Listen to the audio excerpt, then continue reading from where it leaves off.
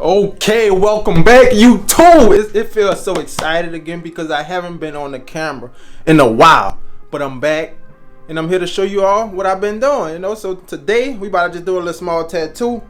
So I'm about to just show y'all a little bit of the setup. I need to get you all more involved because a lot of people been having questions that I haven't been showing. So I'm going to show the process. So let's go over how I set up my tattoo station, and you can use other things if you don't have these specific products. So let's go.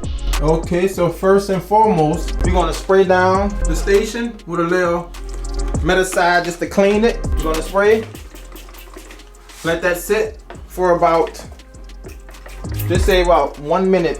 Okay, now you all see the bubbles start to break down. Make sure you are wearing the glove and take a paper towel and wipe it. Even if you just cleaned it, because I cleaned it after every setup. Even if you just cleaned it, I still clean it right before the next appointment to make sure it's clean. Okay, next, this is barrier wrap. If you don't have barrier wrap, you can use saran wrap. Open it up that the ink will be at. The whole station. Next step, paper towels. 4. Fold them in half.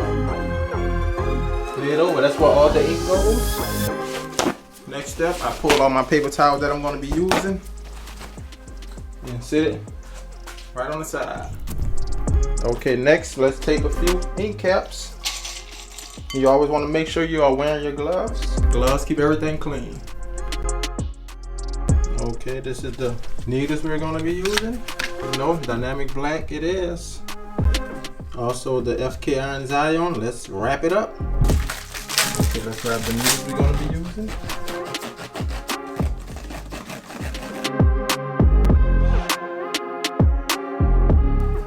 Alright y'all, welcome back. So first color I always put out is the black, and for this specific tattoo I'm going to have 2 black, 1 pure black, 1 black for to mix the colors to get my darker. Next color we're going to be putting out, which is going to be the darker tone for the gold and the key, is going to be brown, and that darker black is for the mix with the brown to get that darker, golden tone. Next color, yellow. Now keep the yellow to the side by itself. You don't want it to get stained with no other color. So your lightest tones and keep your darker tones on one side. Next color will be red. Light red, and I can always mix light red with the black to get my darker red. That's the reason for the second black. But you never want to dab in your black and then go in your red. You'll rinse out, dip in the red, then go into dab a little bit in the black just to get that deeper red. You're gonna also go with a second yellow, the sunflower yellow. I know this more of a pale yellow. The bumblebee yellow is more of a solid, pure yellow. But we're just testing it out. We're gonna use that as well. Yeah, I know the needles we're gonna be using. The 7 curve mag, and this is the 7 round liner just for the texture in the bow. And I also need to take out my 1 round liner for these letters. And here go our 1 round liner for the small lettering. Some people will attempt the 3 round, but on the safe side, 1 round line it is. So we got all our colors, and I always take out my white last unless I need to mix it to get a lighter red or lighter yellow. So stay tuned.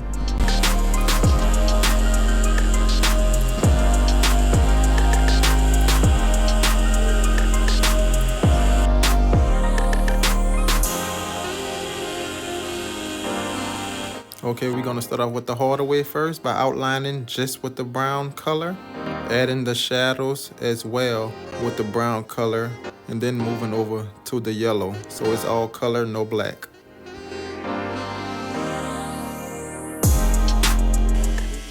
We're gonna go pure brown, then we're gonna start adding our shadows. This is just to map it out. Okay, that was the harder way. I'll show y'all the simpler method. Okay, so I fill the cap with water. I'm going to go into the mixed black first. Dip into the distilled water, get that lighter tone. And that's the simpler method. So then you just structure your key out with this tone, the lighter tone. So the simpler way is to add your shadow tones and then add the color on top of that shadow to get your darker red tone.